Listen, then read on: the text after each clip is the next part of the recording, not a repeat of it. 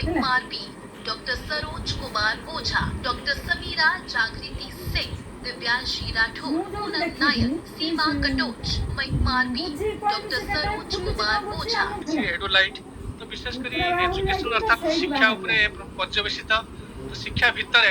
केवल शैक्षिक दिग को लक्ष्य कले हेनी ता भितर संस्कृति माने कल्चर एवं रीति नीति अन्यान्य विभिन्न प्रकार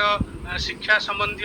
एवं प्रकृति एवं नारी सुरक्षा एवं नारी मानकर कर्तव्य समाज उपर प्रभाव कौन यही प्रकार विभिन्न प्रकार कथा को लेकिन ये बहीटी को कराई जहाँकि पर्यवेसित विशेषकर एमाने जो माने युवपीढ़ी अच्छा से उपादेय हो पार शिक्षक एवं अध्यापक एवं समाज रे जेकोसी वर्गर व्यक्ति या जब पढ़े ताहले पढ़िले बुझीपारा भली माने भाषा प्रयोग कराई जहाँकि समस्ते बुझापी यह सुविधा सुजोग सृष्टि करिछि। तेणु समाज उपरे सकारात्मकता को कथा को लेकिन ये बही माने किसी लेखा देइछि एवं 20 गोटी प्रबंध भित्तिक गोटे कविता ये कथा को लेकिन तिहिडी ब्लॉक प्राथमिक शिक्षार शिक्षक भाव से प्रथमे जहाँ कहते जलदेश तल भाग से शिक्षकता करुले ज्ञान गुण एत अधिक थिला जे से सीआरसी 5 वर्ष थे किंतु प्रत्येक जगार से कविता गल्प यही सब लेखिकी चर्चित होते तेणु आम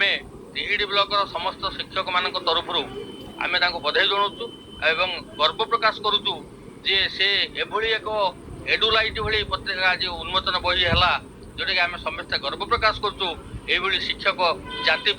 निश्चित एक प्रेरणा देले सरोज सर। तेणु से भाव में समस्त शिक्षक ये शिक्षार अग्रगति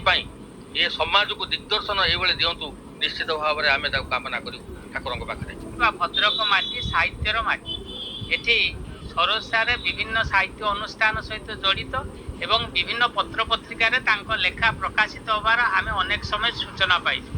तेणु आम एमती आशा करूँ निश्चय उत्तरोत्तर उन्नति हम ये प्रथम प्रकाशन बा प्रथम संकलन सफलता आम ठाकुर आशीर्वाद चाहूँ जे ठाकुर आशीर्वाद करूँ आहरी साहित्य क्षेत्र में से आगक आगक माड़ी चलतु उत्तरोत्तर उन्नति।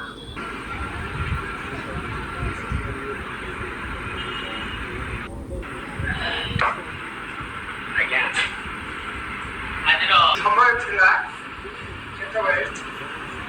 अनेक शिक्षक